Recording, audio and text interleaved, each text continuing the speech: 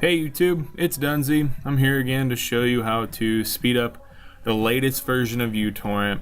I got 3.2.1 beta, build 27950.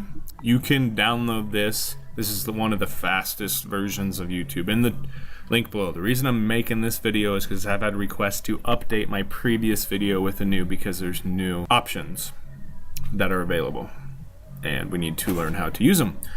So first I'm going to show you what link we need to go to.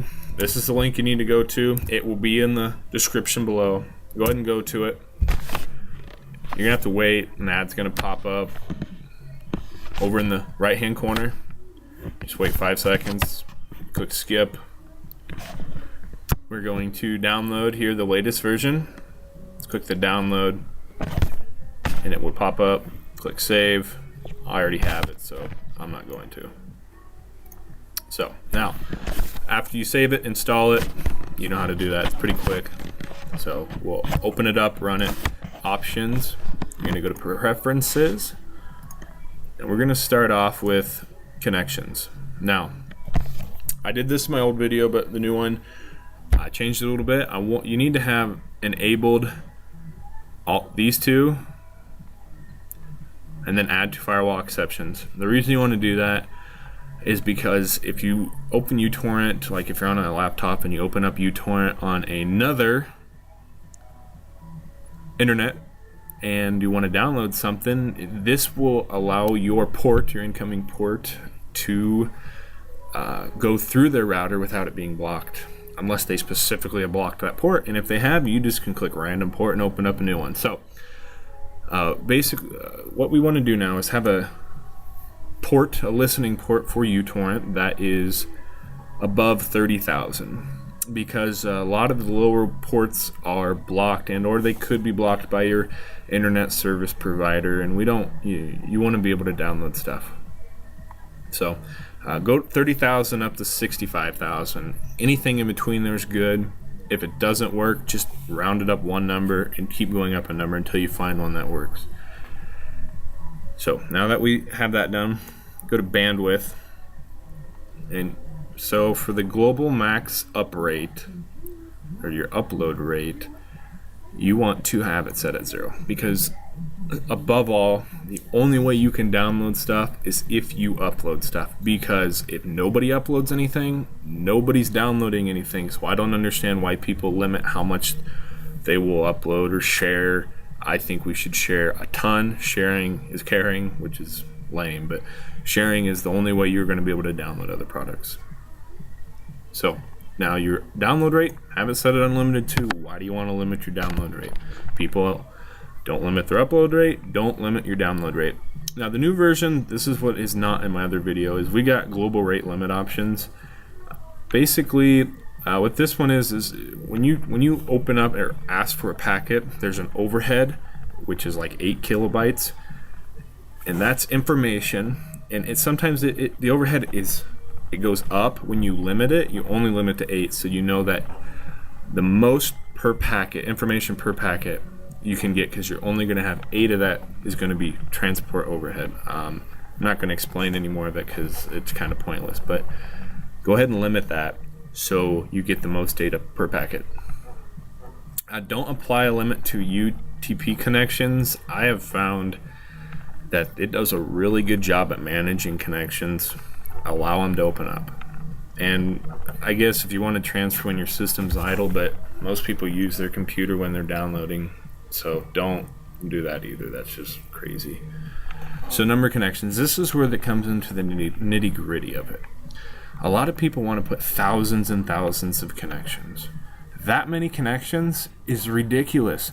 No company allows or even wants thousands and thousands of connections, because each connection uses some bandwidth, and it also uses a bunch of CPU and memory, because they have to keep them connections open, and it has to refresh them, which uses CPU or your processor, and also it uses a little bit of bandwidth to send a ping to the other side to say, hey, I'm still open. So you might only have 30 seaters you're never going to get your 1,000 connections. You can only get a possible of 30 because there's only 30. And it's just ridiculous because each connection uses a little bit. And a lot of the connections are just there and inactive. So what I recommend, I have a 15 megabit connection through cable. Actually, it's 20, sorry. That was my old one. 20 megabit connection. And you know what? I can download at my maximum download speed with only a maximum global connection of 128. That means through all my torrents, I can only have a maximum of 128 connections, which is actually a lot of connections. People don't think it is, but imagine 128 different people you are connecting to and or are connecting to your computer. It's a lot. So now we're gonna say I do 128. You know, when you get into even faster speeds, some people have crazy download speeds and upload speeds. You can up that. I wouldn't go any higher than 512 because seriously, that's a half. That's a 512 different people could connect to you, which is wow. That's bigger than my graduating class. So I leave it at 128. This is the number of connections per torrent, either uploading or downloading. So let's say you have a torrent that has 100 seeders. Well, you're gonna only per torrent, if you're downloading, connect to a 64 of them. The reason being you don't want to connect to any more is because most of the seeders, don't ask me why, I don't know why they do this, but they remain inactive for an extended period of time while it's trying to gather the data, or maybe, I mean, it's so so just set it at 64, a maximum of 128, because that means you're going to have either 64 people connected to you if you're uploading, or you're going to connect to 64 different connections when you're downloading. And that's just a maximum. It doesn't mean that they're all going to be used. Most of the time, what I've, under my studies of testing and everything, I've only noticed that you can connect to about 24 to 32 at one time, and the rest remain inactive until that one is done downloading its chunks, and then it will say, hey, I'm ready for the next pieces, and then that person will take over. So maximum number of, leave this at 64. Maximum number of upload slots, I always put 1, and it's per torrent because that's enough. And then if you are not download or uploading at your maximum speed, always use additional upload slots. So we only use 1 slot per torrent, just because that's enough. There's no reason to make a whole bunch of slots, because you can check this, use additional slots if you're uploading slow, which we want everybody to be able to upload at their maximum speed, because that allows us to download at our maximum speed. So next, go to BitTorrent on the left hand side. We got excuse me, you want all these enabled except for this last one, limit local peer bandwidth. We don't want to limit the bandwidth. We want to do maximum on everything, upload and download. So protocol encryption on outgoing. Some people say forced, they want a forced encryption. Well, it's good for like downloading anonymously or trying to increase that not anonymous download. But if you have a internet ISP that allows you to download torrents and they don't care, and put this on enabled, because if you force protocol encryption, some connections don't allow it, and then you'll never connect to them, because if it's forced, it has to be allowed to connect to them. That could limit your download speed or upload speed, because they you'll never connect to them. So allow incoming legacy connections, check that, we want that. So now we're going to go to queuing, and you want to do maximum number of active torrents to kind of whatever you want. Pretty much, I like it too, so I can have 1 downloading, maximum number of downloads, 1, and then 1 uploading, because I want all my bandwidth focused on that one. And then the uTorrent decides which one to upload based on your minimum seed ratio. I do 300%. I recommend more. I recommend more. 300% is about the minimum, because what you take 100% of something. Why not give it 3 times back? Because if every single person did that, we'd be able to max out all our download speeds. The problem is some people won't see them. Some people only see 100%, 50%, less than that. Let's give to more than what we took. We're all about giving now. So now, basically, none of these other ones, scheduler, these aren't really anything to do with download speed. So let's click on advanced. We're going to click on the plus sign, drop it down, go to disk cache. And let's do, you should check, this is not really for download speed, but it's more how uTorrent performs and allows your computer to perform. So go ahead and click reduced memory usage when it's not needed.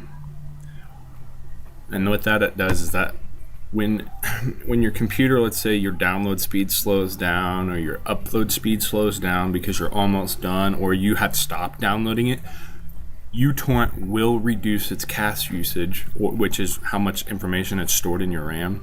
It will unload it so your RAM can be used for other stuff, which sometimes uTorrent runs all the time and you don't even know when stuff's downloaded or finished if you didn't see the message at the bottom right. So we're going to enable the caching for disk writes. And you want it to cache all disk writes because writing to the disk, which is your hard drive, really slows down how your computer can function because it's writing information, and then let's say you open up another program, it's going to try to write and read at the same time. And that adds a lot of time to it. It slows it down. So write out untouched blocks every 2 minutes. I leave that unchecked because I have 4 gigs of RAM, and uTorrent, the latest versions of uTorrent are really good at managing memory. I'll leave the blocks there for as long as they need to be to get finished downloading. That's kind of up to you. Every 2 minutes, if they're untouched, it will load them to your hard drive, and then your RAM will put another block in there. Write out finished blocks immediately. I don't. I let it download whatever uTorrent's set to, because it doesn't wait until the very end of the file, but it will download a certain amount of finished blocks and then it will write them out to the hard drive, and that it reduces the number of writes that go to your hard drive, and you want to keep that down, keep it in memory. One downfall for this though is, let's say your computer crashes or uTorrent freezes, all the finished blocks that are in your memory or RAM, you can lose that information. You'll have to re-download it. Like it would say you're 66% done on a download when 6% of that's left in your memory. If you crash, you're only going to be 60%. So that's kind of up to you. That's user preference. uTorrent's pretty stable now. So enable the caching of reads. I enable reads too because, why not? Let the disk reads be in memory right when you open up uTorrent. The ones that are going to be seeding, it will load a certain amount of that from memory or from your hard drive to your memory, and then it just reads directly from there, so your computer still performs optimal. And then just leave these 2 unchecked and increase the cache size if it starts thrashing. It's not common for it to do that, but just in case, it's kind of a redundancy check. So, okay, now go to advanced settings. And this is going to be a little bit, we're going to tweak some settings to help improve your download speeds. But this isn't a big change, it's just kind of extras. So we want to allow the same IP address to download from. So that should be the top one. Check, put it to true. Your BT connect speeds, that's how many connections per second that it's going to open. So let's say we have it set at 64. You don't want to do much more because, there's really no reason not to, I guess, but I just do 50 because that's 50 connections going to open every single second until they're all maxed out, and then it will stop. So then you want to go to